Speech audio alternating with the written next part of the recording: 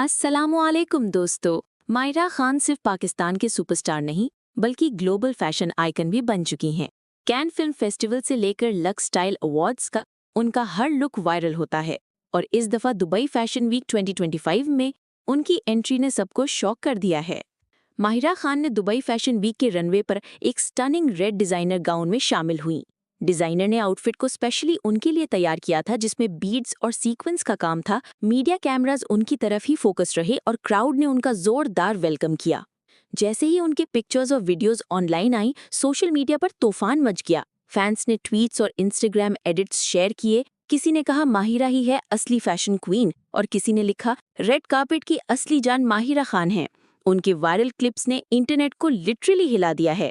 ये पहली दफा नहीं है जब माहिरा खान ने ग्लोबल स्टेज पर पाकिस्तान का नाम रोशन किया है। 2018 में कैन फिल्म फेस्टिवल पर उनका आइवरी गाउन बहुत वायरल हुआ था।